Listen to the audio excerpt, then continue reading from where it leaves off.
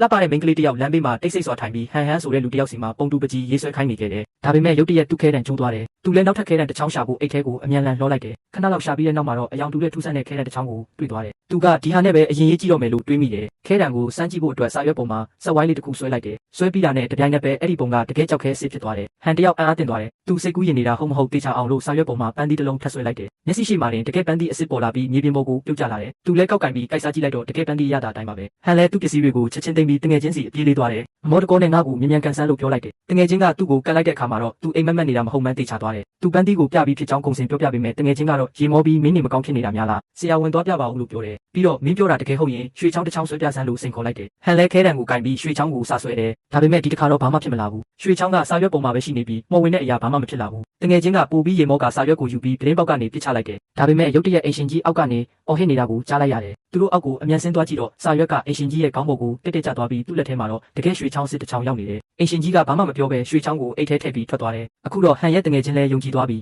ရွှေတွေထပ်ဆွဲကြစို့လို့အော်ပြောလိုက်တယ်။ဟန်လည်းပြန်ဆွဲလိုက်တာခဏလေးတွင်းမှာပဲတကယ်ရွှေချောင်းတွေအပုံလိုက်ဖြစ်လာတယ်။ပြီးတော့သူ့တငယ်ချင်းကငါတို့ပတ်စံလဲလိုတယ်လို့ပြောပြီးသူကိုယ်တိုင်စာရွက်ပေါ်မှာဒေါ်လာတန်းနဲ့ဆက်လို့ရေးလိုက်ပေမဲ့စာသားအတိုင်းပဲရှိနေပြီးဘာမှထူးမလာဘူး။ဒါကြောင့်ဟန်ကခဲတံနဲ့ပတ်စံဆက်ကိုအစ်စ်တွေကိုစဆွဲတယ်။ခဏလေးတွင်းမှာပဲအခန်းထဲမှာပတ်စံတွေပြည့်နေသွားတယ်။အခန်းထဲမှာပတ်စံတွေအရမ်းများလာလို့သူတို့နှစ်ယောက်တောင်ပတ်စံတွေအောက်မှာမြုပ်နေတော့မလို့ဖြစ်သွားတယ်။အဲ့ဒီအချိန်မှာပဲအိမ်ရှင်ကြီးဒေါသကြီးနဲ့အခန်းထဲကိုဝင်လာတယ်။လာပေါင်းများစွာအခန်းကမပေးလို့အော်ဟစ်နေတာဒါပေမဲ့အဲ့ဒီအချိန်မှာပဲဟန်နဲ့သူ့တငယ်ချင်းကတမိုးကြီးဒီဇိုင်နာဝတ်စားတွေဝတ်ဆင်ပြီးအခန်းထဲကနေထွက်လာတယ်။အိမ်ကြီးချင်းတွေလည်းအံ့အားသင့်သွားကြတယ်။သူတို့နှစ်ယောက်ကအိမ်ရှင်ကြီးစီရှောက်သွားပြီးလက်ထောက်တွေကိုအချက်ပြကပတ်စံပြေးပါတယ်လက်ဆွဲအိတ်တွေကိုဖွင့်ပြလိုက်တယ်။ဒီမှာနောက်နေ့90စာအတွက်အခန်းကတွေပါလို့ပြောလိုက်တယ်။ပြီးတော့မိုက်ခရိုဖုန်းကိုကင်ပြီးဟန်ရဲ့တငယ်ချင်းကခင်ဗျားတို့ဘယ်တော့မှအခန်းကပေးစရာမလိုတော့ဘူး။ကျွန်တော်တို့အိမ်ကြီးချင်းတွေအားလုံးအတွက်အိမ်တွေဝယ်ပေးလိုက်ပြီလို့ကြေညာလိုက်တယ်။လူတိုင်းလည်းဝမ်းသာအားရလက်ခုပ်တီးအော်ဟစ်ကြတယ်။အဲ့ဒီနောက်မှာတော့သူတို့ဟာမော်ခဲတံကိုတုံးပြီးဆင်းရဲတဲ့ရက်ွက်တွေမှာလည်းလူတွေအတွက်အိမ်တွေဆောက်ပေးခဲ့တယ်။မကြခင်မှာပဲမြို့အနှံ့မှာသူတို့ရဲ့ပိုစတာတွေပြန့်နှံ့သွားတယ်။ဆင်းရဲဒုက္ခခံပြီးရှင်တန်ခဲ့ရရာကနေဘရင်တစ်ပါးလိုဘဝကိုဖျက်ဆီးနိုင်ခဲ့ကြတယ်။သူတို့ဟာမော်ခဲတံကိုအကျိုးရှိတဲ့အရာတွေမှာပဲတုံးပြီးအခက်အခဲရှိတဲ့သူတွေကိုကူညီခဲ့ကြတယ်။ကဲတငယ်ချင်းတို့ရေအကယ်၍များဒီလိုမော်ခဲတံမျိုးသားမင်းတို့လက်ထဲရောက်လာရင်ဘာကိုအရင်ဆုံးဆွဲမလဲဆိုတာကွန်မန့်မှာပြောပြခဲ့ပါဦး။